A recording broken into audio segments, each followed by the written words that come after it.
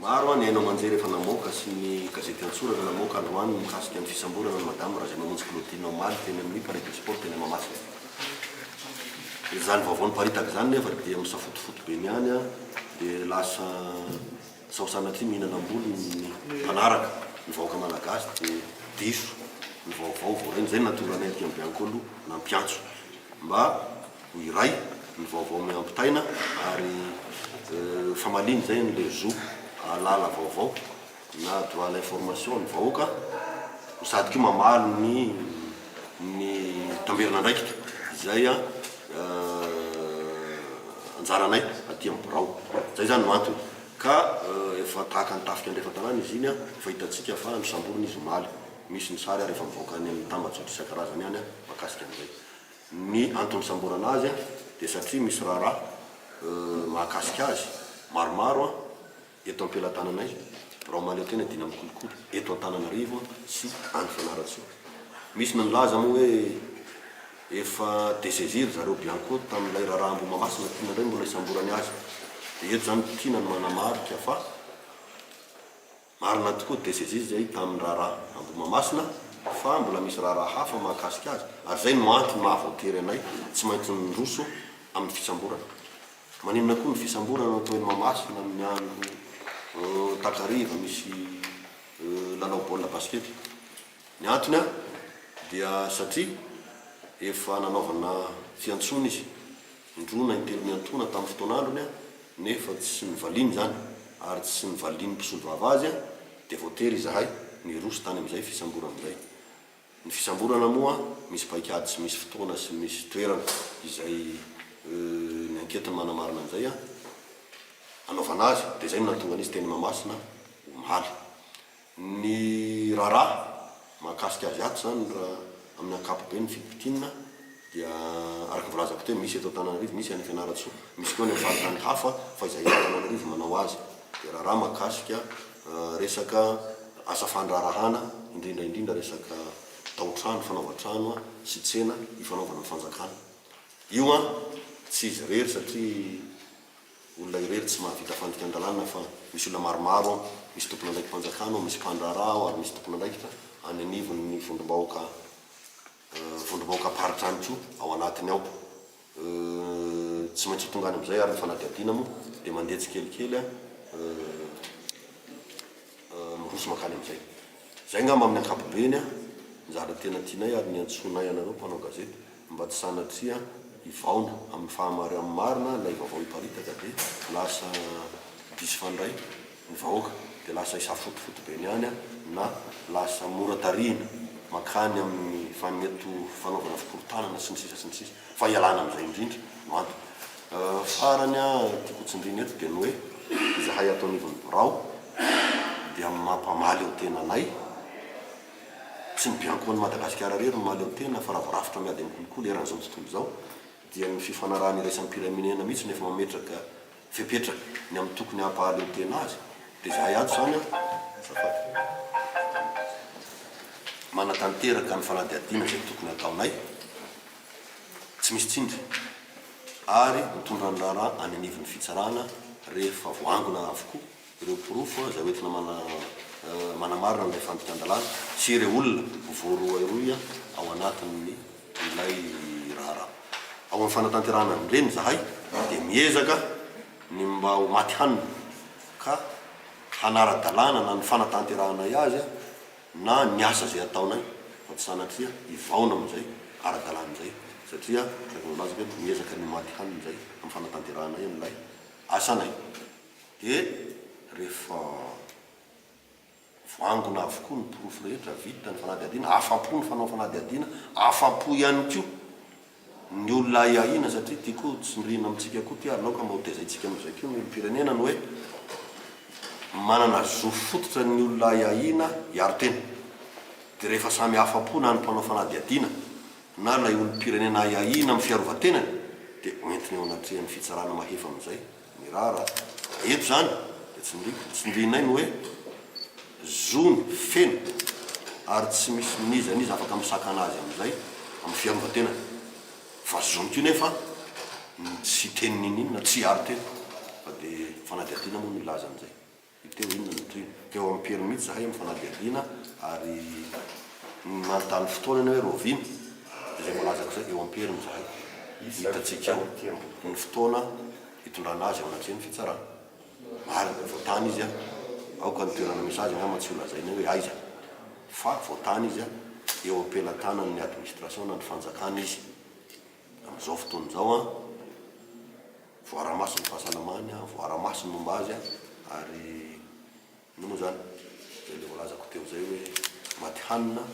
ny olona miandraikitra ny fanadiadiana sy ny manodidina am'izay ato anivon'ny birao na ry mpiaramiasa amin'ny birao dia tianao tsindrina angamba fa tsy voaresaky tsika tamin'ny fiandohana teo no hoe ny fisamborana natao teny Mahamasina dia izahay tato anivon'ny birao ny tompona andraikitra taminy fa ny mpitandro ny filaminana kosa dia ny fanometanana taminay tamin'ny fisamborana satria fantatrareo moa izahay aty amin'ny birao fa zay tsy mba manana uniforme dia zay tsy manana fitaovam-piadiana dia tsy maintsy mindra tanana any amin'ireo mpitandro ny filaminana zahay amin'ny fanaovana ny asa tahaka an'ireny mindra tanana any amin'ny mpitandro ny filaminana zay amin'ny fiarovana ny opération tahaka an'ireny ka izay no nahatonga ny hoe mpitandro ny filaminana dia nitandrona milim-pirenena no niara-niasa taminay tamin'ireny ary tsy voasambana io fa matetika rehefa misy opération tahaka an'io dia maka mpitandro ny filaminana foana zahay miara-niasa aminay eto dia isaoranay manokana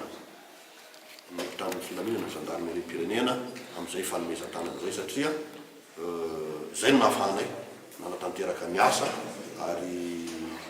nirariana sy ny angatana dia nitoizany zany satria izay fiara-miasa ny ananay moa dia isika miaraka no mandresy ny kolikoly dia zay sy ny mpitandro filaminana zany zao miaraka amin'ny fanatanterana zay dia mino koa izahay fa na ianareo haino amanjery na ny vahoaka izay manaraka anareo sy mamaky anareo dia ho tahaka an'izay to hiara-iasa aminay ny fisamborana aloha sy ny fanadiadiana dia niainga tamin'ny fitarainana voaray ka io tsy baika avy any ambony na baika avy aiza fa ny fitarainana voaray dia ny fizotra ny fanadiadiana no tonga hatrany amin'ilay fisamborana ny hoe izy tsindrina isy fiantraikany amin'ny fanadiadianay ve ny mahampanotsaina manokana ny filoham-pirenena azy tsy dia any angamba fa voalazako teo hoe ny birao dia mahaleo tena no fanatanterahana ny asany ary zay fahaleovan-tena ny birao zay dia tsy mety Madagasikara ihany ary tsy ny lalàna gasy fotsiny ihany fory aza fa na ny fifanarahana iraisam-pirenena aza dia mametraka fepetrany amin'ny tokony mahaleo tena ny rafitra manatanteraka ny avy amin'ny kolokolo amin'ny firenena iray donc isika eto Madagasikara ka tsy dia any amin'izay loatra angamba voame mana mahafiorona ny fitondrana ny fanapolofony ny fitondrana amin'ny alalan'izao fanadiadiana ataona izao fa tena miady amin'ny kolokolo izy ary manenjika izy na ny olona akaiky azy aza voame tena manamafy ny fanohitra amin'ny aya zany fa voame manamafy ny fitondrana ny fahasahin'ny fitondrana manenjika na dia ny olona akaiky azy aza fa tsy aty aminay dia efa ny fitsarana ny mahefa amin'iny ary malalaka izy amin'izay fanapahan-kevitra ao raisiny fa ny dossier atao ampelantanana ny dossier hafa mihitsy tsy mahakasika ny ambony Mahamasina intsony